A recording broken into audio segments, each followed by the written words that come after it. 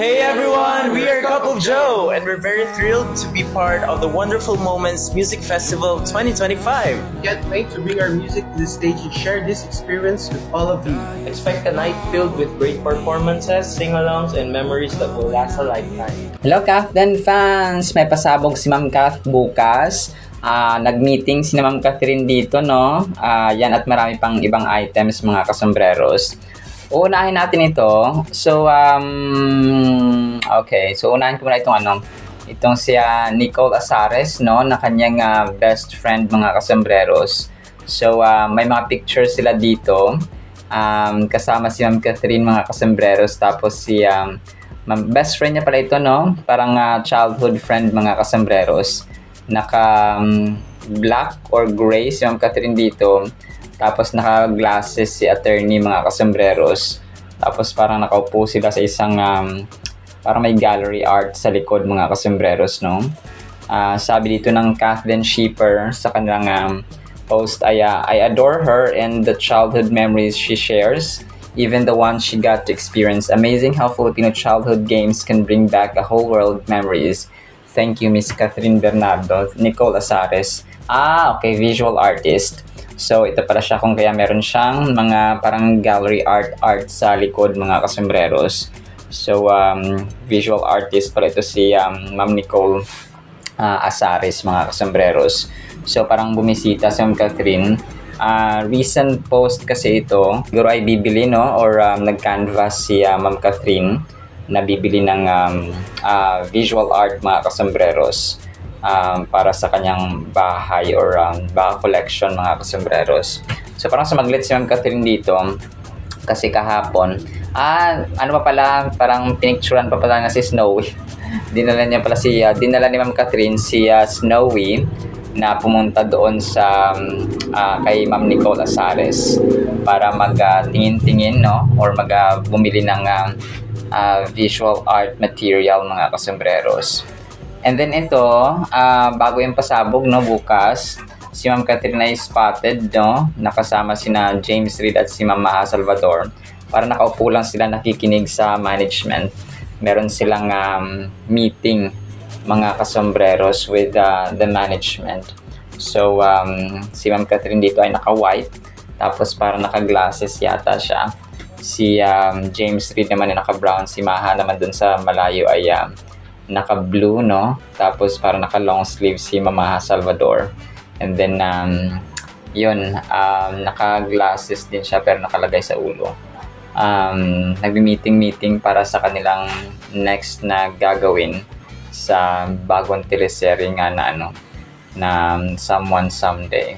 And then ito, so speaking of Someone Someday, si Miggy Jimenez, no? Nag-share din siya ng vlog sa kanyang, kasi part siya ng Someone Someday na na serye mga kasombreros. So super excited din siya. So parang ABS-CBN talent din pala ito si Miggy Jimenez. So ngayon ko lang siya nakilala mga kasombreros, no? Na si Miggy Jimenez pala itong isa sa mga magiging part ng Someone Someday. So first day of taping, tapos medyo kinakabahan daw siya.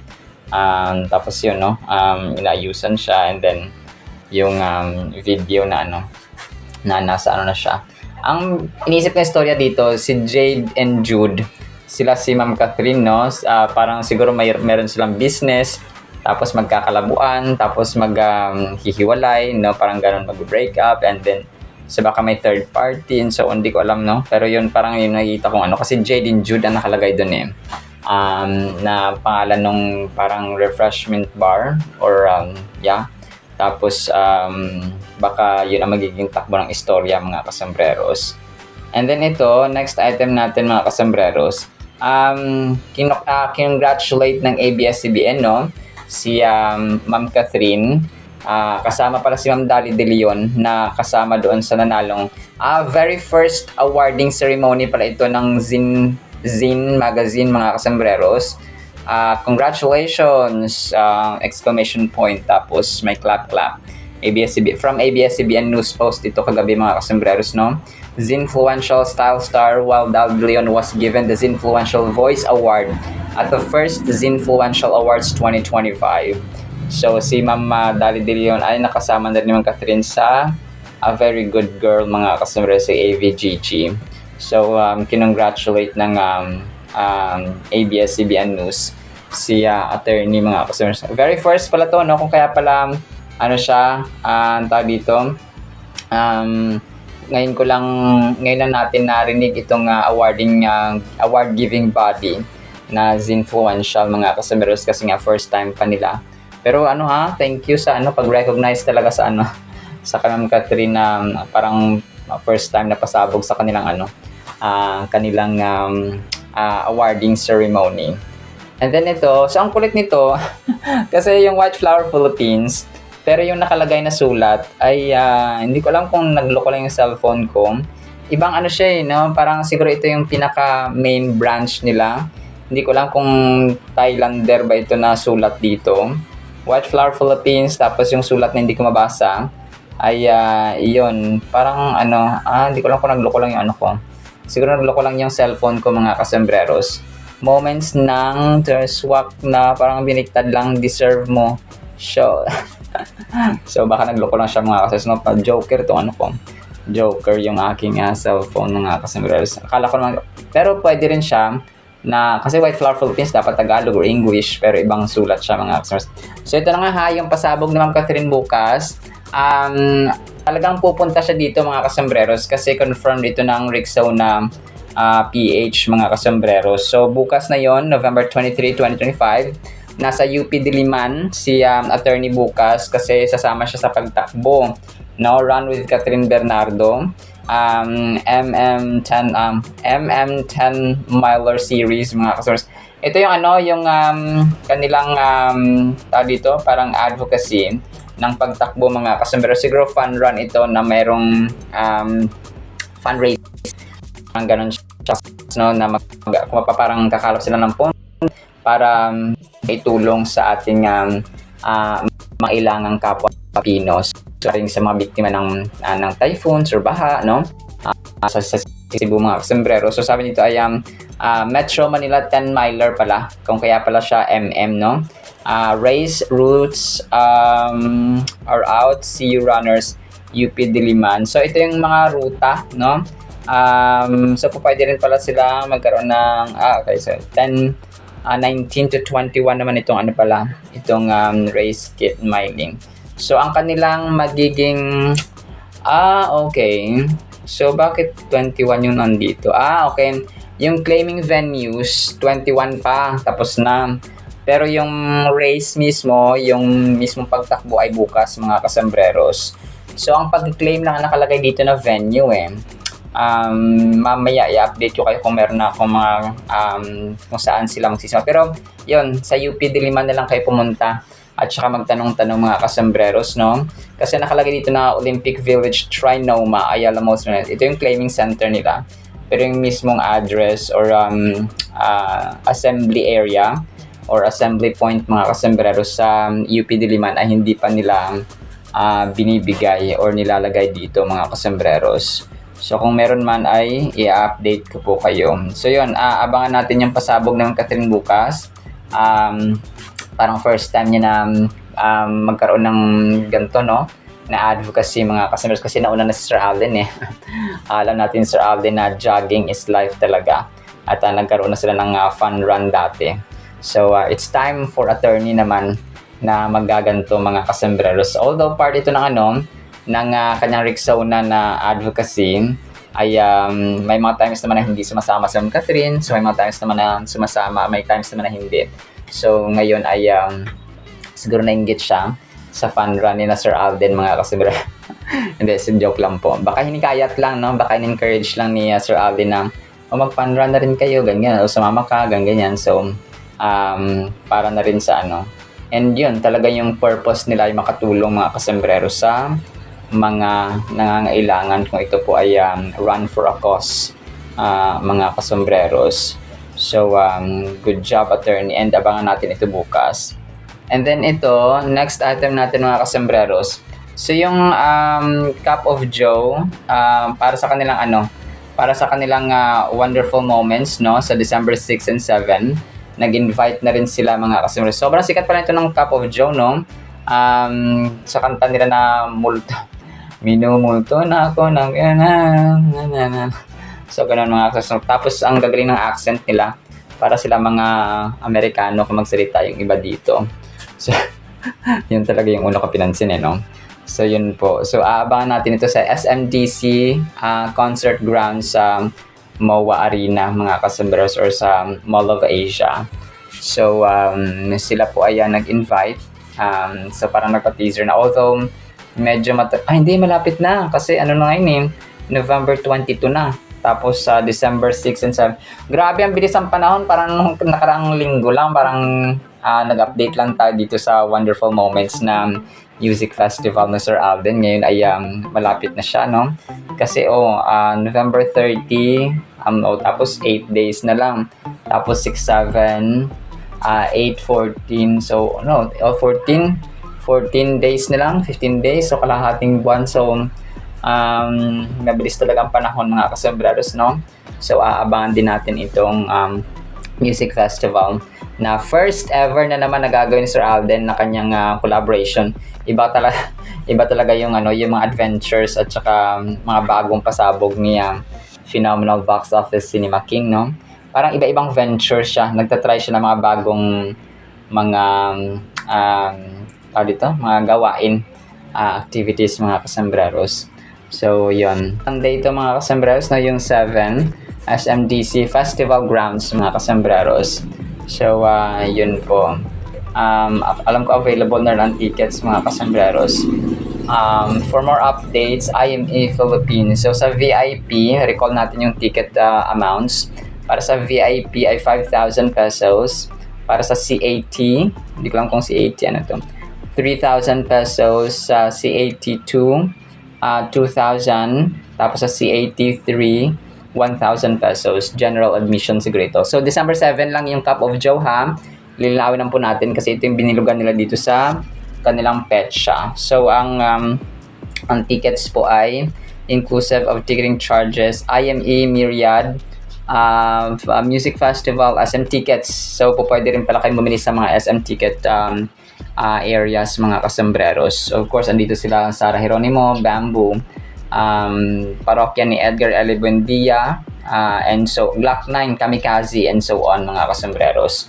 So recall lang natin. And then ito, last item natin mga kasembreros.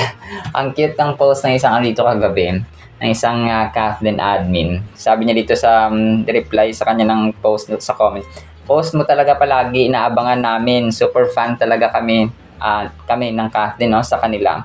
Marami tayo at love natin sila, may Kathleen heart. So yun siya mga kasembreros, ang cute na Tapos picture ni na Mr. and Mrs. Del Rosario, no? Joy and Ethan Del Rosario nung kinasal sila sa Hello Love Again. So ayun siya mga kasembreros. Alright, so yun na siya sa ating Kathleen items, no? Sana po ipakinggan po natin ang Word of God. Today is November 22, 2025, Saturday na ha. I hope you're enjoying your weekend so far, no? Walang madaming labahin at walang madaming mga backlog. So sana po ipakinggan pa natin ang napakagandang salita po ng Panginoon. At para po sa ating Word of God, sobrang ganda po nito mga kasembreros. Sana po ipatapusin natin. Ang title po, Anak, Makinig Ka.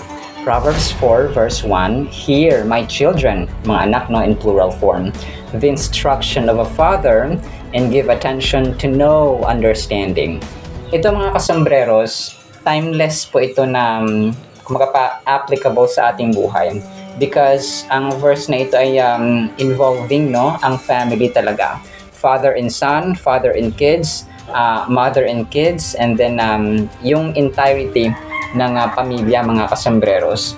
Imagine natin kapag ang anak natin, pag dinidisiplina mo, hindi sila nakikinig, hindi sila sumusunod mga kasembreros. Di ba nanggagalaiti tayo sa galit na parang gusto natin silang paluin, gusto natin silang kurutin or kung anumang parusa dyan mga kasembreros. May maraming factors actually, no, na bakit nagkaganto. Yung mga bata nung malaki na, hindi na sila naging papagmahal sa magulang. Alam nyo, may mga kwento, may mga napapanood kami sa vlog na yung Team Looy, na yung goal nila ay social experiment, tapos may mamigay sila ng grocery at saka 8,000 to 10,000 na cash mga customers, and sometimes sobra-sobra pa, no? 15,000. Tapos may isa doon na compress ko pa sa aking isipan, no? Sariwang-sariwa pa sa isipan ko na 6 yung anak niya, tapos ay 10 years na siyang iniwan kasama yung tatay nila. So 10 years na siya mag-isa, si ate mga kasembreros. And sobrang hirap, no, kasi talagang pagtatanim na ng mais at saka saging ang kanyang ginagawa araw-araw mga kasembreros, and mag-isa na lang siya sa buhay. And yung Team Looy ay yun nga, no, talagang unang-una talagang comedy ang ginagawa ng mga taong to, yung bali-baliwan siya, kunwari taong grasa. Tapos ay after no, bibigay sila ng So dito ko na may mga factors sometimes na may mali yung anak, sometimes may mali din yung magulang kung paano nila pinalaki ang anak. So may mga ganong factor, kaya mahalagang aspekto ng ating buhay, especially kapag magiging tatay, nanay na tayo, you have the knowledge of the Holy Bible. Kasi paano mo tuturuan ng disiplina, ng salita ng Panginoon, ng pag-ibig, ng patience, ng proper discipline, ng proper guidance, no? At saka tamang desisyon ng iyong anak. Kung ikaw mismo na tatay, ikaw mismo na nanay, hindi mo, wala kang ituturo because you cannot give what you don't have, no? Kung wala kang kaalaman sa Biblia, kung wala kang kaalaman sa tamang pagpaplano, tamang pagdesisyon sa buhay, so maliit pa rin anak mo, hindi mo lalaki sila mga customers na walang proper guidance, walang proper na naturo sa buhay, alituntunin ba, prinsipyo sa buhay. And the best and the greatest na prinsipyo mga kasembreros at katotohanan na dapat nating taglayin sa buhay ay yung prinsipyo ng Biblia mga kasembreros. May mga factors din naman na kunwari tinuruan natin sila ng mabuting asal nung bata pa sila, nung anak natin, tapos na-impluwensya ng barkada, tapos nung lumaki na ay naging pariwara, no? Pero nonetheless, kapag malalim talaga yung ating relasyon sa Panginoon mga kasembreros, yung pagbibiblia, andyan talaga mga kasembreros, ay malabong mangyari na mapariwara sila. Siguro 1 in a million na gano'n na mangyari mga kasembreros, na ma-impluwensyahan sila. Kasi nga, kung malakas ang puwersa ni Lord sa buhay ng isang tao, ay never siyang mapapariwara mga kasembreros, kasi nga ay mas malakas ang power ng Panginoon, mas malakas ang hatak ng Panginoon, kasi alam niyo parang tug of war, kung sino yung may pinakamalakas na hila ay siya yung mananalo mga kasembreros. So kung mas malakas ang hila ng kaaway, kasi nga wala ng Biblia, wala ng Bible time, wala ng prayer time, wala ng paggawa ng kalooban ng Panginoon, so ang mangyayari niyan ay hihilahin talaga sila ng kaaway mga kasembreros. So pero kapag malakas ang ating Bible time, Bible study, prayer time, and so on mga kasembreros, ay mas mananaig ang kalooban ng Panginoon sa ating buhay. So yun siya, napakaganda nito mga kasembreros. Wisdom plays a crucial role in our lives, as these verses, or as the verse 1 mga kasembreros ay nagre-remind sa atin. Just like a loving parent imparts valuable advice to their child, the wisdom shared in these verses is meant to guide us and help us make sound decisions. So yun siya mga kasembreros, no? Ang sabi siya, here, my children, the instruction of a father. So ito, hindi lamang siya specifically sa isang tatay na nag-a-advise sa kanyang anak. May it be sa nanay, no? From nanay na nag-a-advise sa kanyang anak, nagka-counsel. Tapos ang Diyos na mismo, because God is our Father, Heavenly Father, and Father of all mga kasembreros na nanampalataya sa Kanya. So si God the Father, kailan pakinggan natin, kasi tayo yung children in general na tinutukoy dito, no? Hear my children the instruction of a father and give attention to know understanding. So yung pinaka-last dito ay mahalaga rin mga kasembreros, kasi we have to know understanding. Kailangan may pangunawa tayo mga kasembreros. Isa ito sa mga dahilan kung bakit nagkakaroon ng away, nagkakaroon ng conflict ng isang pamilya, because hindi sila nagkakaintindihan. Kung pag nagsasalita ang isa, imbis na makinig at unawain, ay nagkakaroon agad ng judgment, nagkakaroon agad ng buwelta ba? So kung kaya napakahalaga na may understanding po sa loob ng tahanan talaga mga kasembreros. Hindi lumalago, kasi kung naiintindihan ng sitwasyon ng kapatid mo, for example, bakit siya binilhan, ako hindi binilhan ng gamit, bakit binilhan siya ganito, ako hindi, so bakit yung asawa mo ganito sa bata. So ganun mga kasembreros ba, they have to understand. Sometimes yung mga bata lang talaga na kapag maliliit pa, hindi mo sila pinaunawa, Kunwari, papaluin mo sila, nakatatlong beses na, or 4 na beses, or 5 times, depende sa iyong palugit. Dapat may palugit siya mga kasunod bago natin paluin ng isang bata. And yes, ang pagpalo po sa bata ay hindi nila ikakamatay, according din po yan sa Proverbs. Actually, ikabubuhay pa nga yan nila kasi kapag napalo sila, dahil mali nila mga kasers, mas lalo sila matututo. So, yung bata, kunwari, 5 times niya, pagka 5 beses mo na ginawa yan ha, ulit-ulit, papaluin na kita ha. Yung ganun ba, yung papaunawa mo mga kasembreros, hindi yung bigla-bigla mo silang papaluin ng hindi nila nalalaman, hindi nila naiintindihan. Ang magiging tingin nila sa'yo, paglaki nila, ay kontrabido, no? Ganun sa magulang mga kasembreros. So, maghanap niya ng kakampi sa lolo, lola, tito, tita, ganun mga kasembreros. So, ipaunawa natin sa kanila, it's really important to have understanding. Kasi yung pag-unawaan sa loob ng pamilya mga kasembreros ay isang fuel para mas lalong tumakbo ng maayos at natiwasay ang relasyon ng bawat isa. So yun, wisdom. And yun nga, no, kapag nagkakaroon tayo ng understanding sa bawat isa, ay nagkakaroon tayo ng give and take. Kapag ikaw ay nag-gain ng wisdom, ng understanding, may share mo sa anak mo, may share mo sa asawa mo, kapatid mo, for example. So, may share din nila yun sa iba, mga kasembreros. The emphasis on getting understanding highlights the significance of not just acquiring knowledge, but also knowing how to apply it in practical ways. How can we navigate the complexities of life without wisdom and understanding? The imagery of wisdom being a tree of life underscores is life-giving and nourishing qualities, mga kasembreros. So, kung kaya napakahalaga po talaga ng kung pa yung mga anak naman ay sometimes may ganun talaga, no, mga kasembreros. So, kapag ang anak ay na-influensya na, kasi mahirap na mga kasembreros disiplinahin ang mga bata kapag teenager na sila. Kapag maliit pa sila, kunwari mga 1 to 5 years old, 7 years old, 8 years old, 9 years old, 10. Pag 10 na yan mga kasembreros, may tampuhan session na yan. Minsan nga 7 years old, 8 years old, meron na yun, no? Pero kapag na-train mo sila, na-disiplina mo sila ng maayos, nung maliit pa sila, 1 to 7 years old, 1 to 8 years old, ay ano na yan, no? Kumaga pa, konting training, konting, dito, sorry po, medyo maingay yung baboy. Konting guidance na lang, no? Konting training. Parang barkada type na lang mga kasembreros kapag 10 to 12, mas lalo na kapag 13 to 19, mga kasos barkada na lang ang turing mo dapat dyan. So, pinapagalitan mo sila, but not as harsh nung maliliit pa sila mga kasembreros. Hindi mo sila pwedeng paluin, no? Kasi baka ikaw na yung balikan, no, mga kasembreros. So kung kaya advice na lang, and barkada, pero may boundary pa rin mga kasembreros. So ganun po yung proper training. Kasi napag-aralan namin yan, no? Yung age range ng bata kapag 1 to 7, so tapos 1 to 7, pwede pang strict discipline, no? Strict training mga kasembreros, pwede nyo pa silang paluin kung kinakailangan, ha? Hindi, kung walang rason ay hindi na. Pag bawa 5 beses o pag 5 beses binago na niya yung ugali niya, hindi niya na ginawa yung kasalanan niya, so i-appreciate mo siya, good job anak, kasi hindi mo ginawa ng pang-5, kasi baka pang-5 mapapalo ka na.